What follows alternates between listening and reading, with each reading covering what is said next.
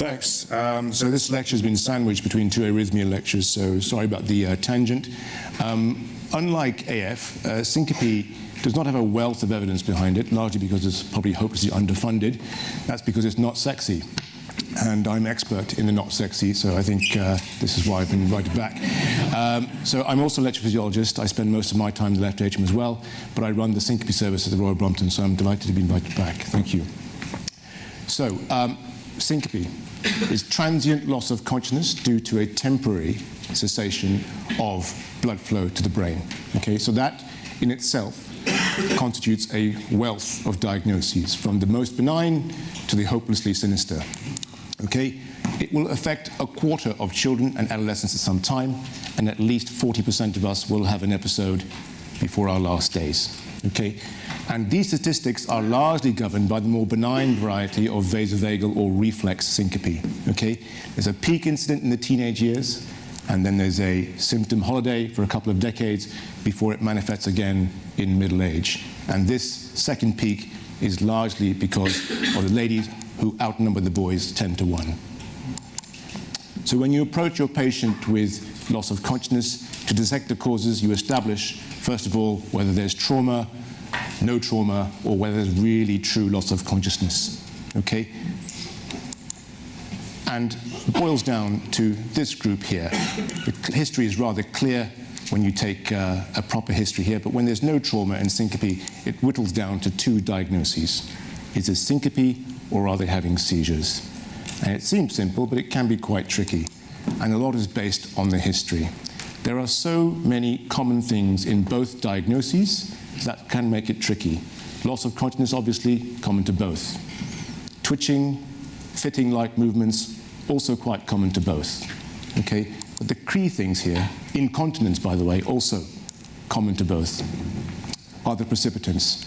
There are usually clear triggers in reflex syncope: unpleasant situations, emotional upset, warm, crowded environments, hot showers, things like that.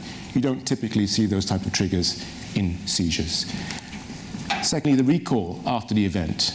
Usually in reflex syncope, because it's a reflex, the recovery is always prompt, it's always spontaneous, and it's always complete. The patient usually knows exactly what's happened, where they are, who they are. That post-ictal phase is present in seizure-like events, and these are one of the discerning factors. The symptoms before the event can also help. The typical autonomic upset before they collapse, sweatiness, nausea, that sort of prodrome is also helpful. Okay, but when you are quite convinced you're dealing with syncope rather than seizures, there are certain things that should prompt close attention and early referral. These are the so-called red flags. Syncope with palpitations on exercise. If you have a baseline abnormal ECG, no warning at all. Syncope when recumbent. Okay? When you're recumbent, cerebral blood flow should not be compromised by reflexes. So if you've got cerebral blood flow compromised when you're recumbent, you might be dealing with something more sinister. Known heart problems, whether they be structural, coronary, or if there's a family history of young unexpected death. Even in the presence of these red flag symptoms, okay, the vast majority of these patients with syncope will be benign, but these should be your prompts for early referral. 85% have benign cause and no cardiovascular abnormality. When I say benign, it has no prognostic significance, and the natural history is that things will get better on their own. 15% have a cardiac cause, which are also benign, as in not life-threatening. 1 to 2% of these are harmful. Such a small proportion, but this is what's in the media. Okay? These poor saps aren't looking depressed just because they play for Tottenham. It's because this is Fabrice Muamba, who collapsed on the pitch. And this is what's in the public domain, and this is what causes anxiety amongst our physician colleagues and patients. So most syncope is benign, but it can occasionally herald a life-threatening event, okay? And it causes that degree of dismay. But with a logical approach and early intervention with a multidisciplinary team, with all the facilities to help, you can reach a diagnosis promptly. And what we do in the clinic is no different to what you would do in the emergency room or in a primary care setting. We talk to the patient. 99% of your diagnoses, as the old medical school adage said, will come in the history. And it is more true for syncope than anything else. So you talk to the patients, you talk to family and friends, you talk to the environment professionals in which it happened, okay? Physical examination is largely, doesn't really yield much of a diagnosis, and we always will do an ECG. And if we cannot reach a diagnosis at this stage, then we move on to our investigations, which include monitoring and provocative tests.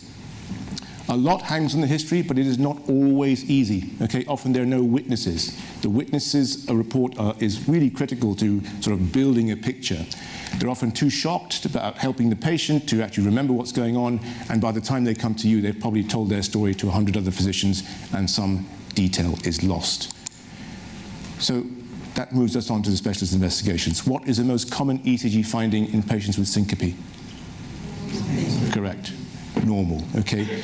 So the rest of our investigations really hinge on capturing events when they occur, okay? And we have various tools to our disposal. Holter monitoring, of course, can last anywhere between 24 hours and 2 weeks. Handheld devices on phones. This has transformed my practice in arrhythmia management and diagnosis, but it is hopeless in patients who are losing consciousness. They tend not to use their phones very well when they're unconscious. This has also transformed our practice. Loop recorder implantation, continuous monitoring has a battery life of 3 years. Okay, so these techniques are for really monitoring spontaneous events. We can also provoke them, okay, by standard tests which are available in most centers nowadays: exercise testing, tilt testing, and provocation. Okay, so to go through all the causes of syncope in 30 minutes is a rather tall order, so I'm just going to give you a brief overview about the things that we see in the service, focusing first, of course, on the cardiac causes. This is an example of something that we see once in a while, more so in our inherited cardiac conditions clinic. Arrhythmogenic right ventricular hypertrophy. This is a potentially lethal condition, fibrofatty depositions, typically in the right ventricle, but not confined to it.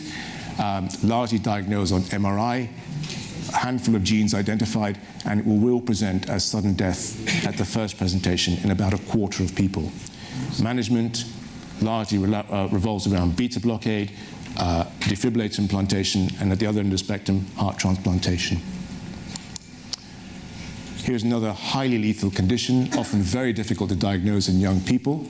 Okay, this is because all resting investigations are normal: ECG, MRI, echocardiography. That's why there's a huge delay to diagnosis. Gold standard investigation is exercise testing. Cardiac myocytes have a heightened sensitivity to adrenergic stimulus, and it causes bidirectional VT, torsade, and VF in states of high anxiety and emotional upset. This is a young patient with a monitor. I think it was 14, no, how was it? Yeah, it's 14-year-old, this chap, on his way to his math lesson. This is a Holter report, going away, probably hadn't done his homework, a couple of ectopic beats, more ectopic beats, and then deteriorates into ventricular fibrillation before it resolves again, okay? So treatment for this needs to be prompt, combination of beta blockers and sympathectomy. I hope no one recognizes this patient. Okay, here's another condition. Spot the abnormality, it says up here. Okay, it's an accessory pathway. The arrhythmias associated with accessory pathways in Wolff-Parkinson White are not typically dangerous, but occasionally they can present with a life-threatening arrhythmia, which is pre-excited AF. So there is a higher incidence in AF, for some reason, in patients with accessory pathways. And when you have a fast-conducting accessory system in the presence of a disorganized rhythm, this can get conducted in an accessory pathway with the right properties to the ventricle, resulting in a very nasty-looking ECG. This is pre-excited AF, and that can deteriorate into ventricular fibrillation. So one of the few conditions which can present with ventricular fibrillation, which does not actually require defibrillator for treatment, because you can have a curative procedure by ablating that pathway. Okay? We see about, in the Northwest Thames, we see about 1 or 2 a year. It's probably higher than that, presenting in this manner. Okay? But it can be very satisfying to treat. Okay, so here's another benign arrhythmia, AVNRT. The AV node is a rather complex structure. It's at many inputs, okay, each of which have different properties. And given the right circumstances and the right ectopic beat timed in appropriately, the rhythm can get trapped within that circuit and cause a very rapid heart rate, okay? And it is signified by almost simultaneous ventricular and atrial activation, as you can see here. During this tachycardia, QRS spike here of the ventricle and a small, almost simultaneous P wave. It very rarely causes syncope, but it can do. So here's a 16-year-old girl who was dizzy, lost consciousness, had palpitations. What's the first thing people thinking of? POTS. I'll give you my 2 cents on POTS later. So she was referred for a tilt test, okay? Here we have blood pressure, and here we have heart rate, okay? This is the point of tilt. So this is the point of tilt. So you're monitoring it along, and here we go. At this stage, she loses consciousness. What typically happens in vasovagal syncope to heart rate when you lose consciousness? It goes down. But look what happens here. It goes up, okay? And what are we seeing? Seeing sinus rhythm. She goes into AVNRT, and the blood pressure collapses, okay? So benign arrhythmias can cause syncope as well. She was ablated and cured. So it's important to get the diagnosis right because the treatments are so widespread and plethoric, okay? So moving on now to the more benign causes of syncope. Now I went back and forth here to put a tilt test up. I want to talk to you a little bit about tilt testing. One, because it sort of shows you the physiology of benign vasovagal syncope and reflex syncope. But I also want to highlight the fact that there's a lot of mindless tilt testing going on, okay? If you are confident of the diagnosis, and as I said, 99% of the time, you can be confident of the diagnosis by simply taking a history. Yes, you do not need a tilt test. It's only when you have instituted therapy for vasovagal syncope or related syndromes and you continue to have symptoms that this can be helpful in planning therapy beyond your usual first-line measures. Okay, so we're going to go through some physiology here. So here's a typical mixed-type syncope. This is very important to get beat-to-beat blood pressure. If you're referring to a center that does intermittent brachial blood pressures during a tilt test, find another center, okay? Beat-to-beat assessment is critical, as well as your ECG. Okay, here, the onset of tilt, oscillation in blood pressure. You can see by the time we get to the end of this passive phase and before we give nitrates, seeing greater oscillations. What's key here is symptom reproduction. Does the patient feel like they do during the spontaneous episode? Carries on and then suddenly collapse with loss of consciousness. And you're getting a drop in heart rate as well. This is your typical mixed type response, okay? Here we have a similar response at the beginning with oscillation in blood pressure, but the point of loss of consciousness, there's a significant bradycardia with sinus pauses, and we can see asystole here up to 13, 14 seconds, okay? The trick here is not to jump on the bandwagon and offer pacing, but take it in the clinical context. More on that later. Here's a typical orthostatic response. You'll see this in the elderly, patients with diabetes, Parkinson's, with peripheral neuropathy. You see a gradual decline in blood pressure from the very beginning, which reverses the whole passive phase and will collapse in the nitrous phase as well. Okay? Here, again, the focus is on rehydration, full-length compression stockings, all sorts of behavioral modification. Now, POTS. How many of you treat patients with POTS or see patients with POTS? Almost all of you, okay. So this is the worst possible name for this condition, okay? Really it is. It's like calling epilepsy arms and legs shaky, shaky syndrome, okay? It's focusing on the wrong thing, okay? The symptoms of POTS are a end product, a manifestation of a much more broad problem, okay? But these are the type of physiologies that we see, okay? Patients with POTS do not tend to lose consciousness. They get dizzy with palpitations. And it is the same type of reflexes, blood pressure instability with a reflex sinus tachycardia trying to keep up that blood pressure. And that's exactly what we're doing here, okay? Baseline heart rate's already quite high, and we need to see a 30 to 35 beat per minute rise in heart rate in the first 10 minutes, okay? You cannot diagnose POTS by giving nitrates in an artificial situation. So if the heart rate goes up in the nitrous phase, that doesn't count. It has to happen in the first 10 minutes.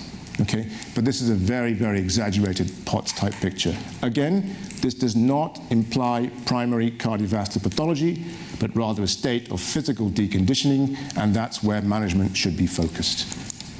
Okay, tilt testing also involves carotid sinus massage. It can be valuable here as a 73-year-old woman, 14 episodes of transient loss of consciousness, 1 negative 24-hour tape with no symptoms, referred for a tilt test. This was also negative. CSM at the time of massage, asystole, drop in blood pressure. And this age group, you would pace her. She was paced and had no further symptoms. Okay, so there is some value in proper assessment with tilt and carotid sinus massage. So this is what we're trying to differentiate with tilt testing, okay? The broad array of autonomic syndromes, and there is clearly an overlap here, okay? Sometimes I get questions, well, is this vasovagal syncope or is this POTS, okay? And sometimes the answer is, who cares? The end result is very much the same, and the management profile is exactly the same. Okay, and there will be overlap. So it's rather semantic sometimes, trying to differentiate one from the other. So here we have the POTS patient that you saw earlier, and here we have vasovagal syncope, massive heart rate rise here, modest one here, and you can get mixed pathology in the middle. Okay, but the management process is the same. The guidelines for management of vasovagal syncope and investigations had changed in 2018. There were very few additions. Okay, the utility of tilt testing, this is what I want to talk to you about. If you suspect vasovagal syncope, you're clear from the history, start management. Okay, where this is useful is if your first-line measures are failing and you want to try and direct other pharmacological therapy or other interventions, it can be useful to describe the physiology. It plays a major role in patient education in that way and guiding that therapy. If you think about it, tilt testing offers little help to the patients that need it the most, and those are the unexplained syncope. Because if you're suggesting that loss of consciousness is due to a drop in blood pressure, patients are going to have symptom reproduction on a tilt test, regardless of whether their blood pressure is dropping because of an arrhythmia or because of a neurological reflex. So if you don't have a guide from your clinical history, using a tilt test to diagnose unexplained syncope is hopelessly unhelpful. Okay? So even in patients with likely tachy or bradyarrhythmias, your tilt test will be positive in about half, because a fundamental mechanism is hypotension, and we can provoke that in any of you. Okay? So, what are they recommending instead? This is an indication of size, not cost, but this is what the ESC are recommending. Loop recorder implantation or prolonged ECG monitoring will increase your diagnostic yield in unexplained syncope with no clinical indicators by almost fourfold. Okay? And even in those with unexplained syncope, in the absence of high-risk indicators, more than a third will have documented arrhythmia requiring intervention. Okay, so we're moving away from tilting to monitoring now, as per guidelines.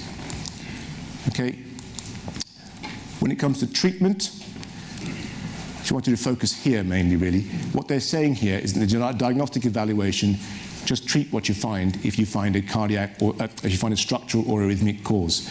But when you've got a reflex or orthostatic intolerance, they are much more sort of open in their recommendations.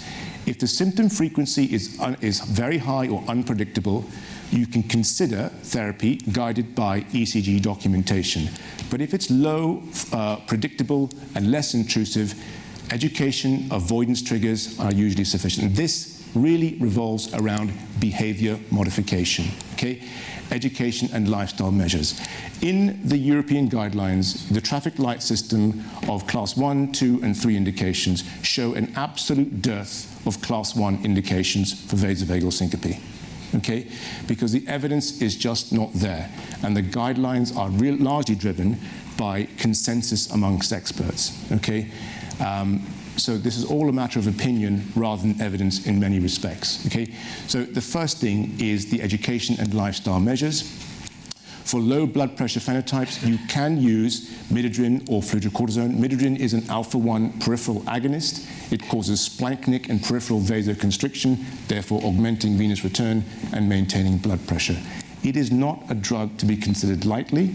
Its tolerance is very poor, and it is a question of, you'll excuse the expression, suck it and see. It will not work for everybody. Okay? And you have to be very careful in titrating up the dose.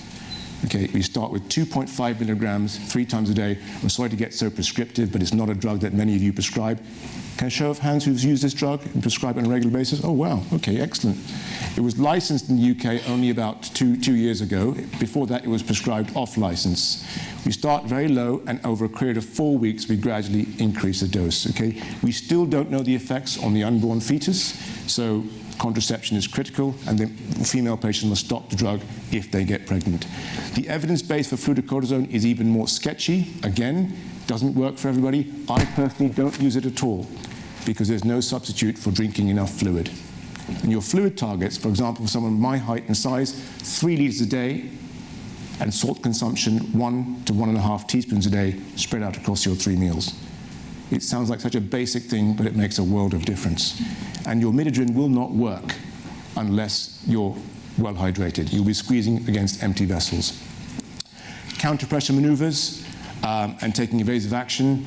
These are just avertive rather than preventative maneuvers. When the prodrome is very short, again, they recommend ILR-guided management. And the move towards invasive treatment occurs when the dominant mechanism is bradycardia and cardiovision, and in the older patient. Okay? It is largely the older patients which will not spontaneously recover from the low heart rate bradycardia element of this reflex. And that's why we have a lower threshold for pacing older patients. And by that, I mean after the 4th or 5th decade of life. Sorry, this is a busy slide, but it just gives us a recommendation on how to go about your older patient prescription of a device with carotid sinus massage, tilt testing, and loop recorder monitoring. This largely came out of the Issue 3 study, looking at the response to pacing after assessment with loop recorders and tilt tests.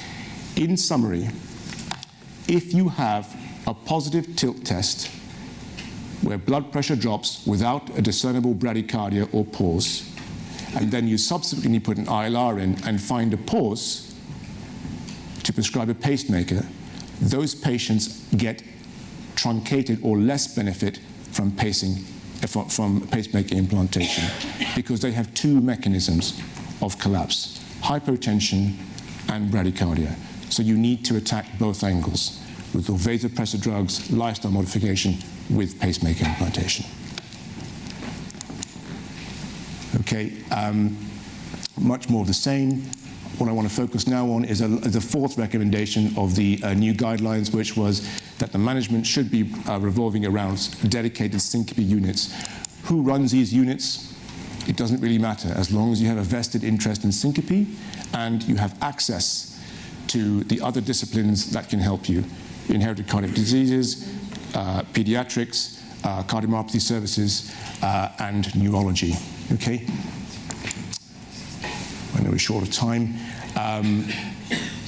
So yes, this is just saying that you should have all those services available to you in a good syncope unit, and the outcomes of a good syncope unit as have been prescribed are rather arbitrary. Absolute rate reduction of undiagnosed transvascular should be less than 20%, and less than 20% of low intermediate TLOC patients should be admitted via the ED. This is rather futile for a service like mine, where we don't have an ED, but such is life. This is all a consensus document from the grey-haired half-mooners without much evidence. Okay, so summary here is from the ESC guidelines is we need to focus on more rational interpretation of tests. There's a move away from tilt testing to longer-term monitoring, and focus of the care should be centered around dedicated syncope units. Okay, the management of these reflex syncopes, the focus, as I said, should be on rehabilitation rather than the cure. We should encourage our patients to keep on going with their regimented daily routine. Adopting a sedentary lifestyle in vasovagal syncope and POTS and alike syndromes only prolongs their recovery. Okay? Our outpatient follow-up rate is close to 0 because we encourage patients only to be in touch if they really need it, and we keep them out of hospital. This process of deinstitutionalization will help your POTS and vasovagal syncope patients no end. Stress management and education will be helpful in only patients who believe it will be helpful. There's a massive cognitive element in this. All our autonomic reflexes are governed by our brainstem, which has a mass amount of cortical input from higher centers. So cognitive behavioral therapy can help, and that's also a function of our syncope unit. We are a contact center for patients who are struggling, keeping them out of hospital, and that's how we work. So to summarize, the vast majority of loss of consciousness is benign. Even with the presence of palpitations and red flag symptoms, it should be benign, but you should take red flag symptoms seriously. And when you see them, you should prompt early referral to a syncope specialist. That's it. Thank you very much.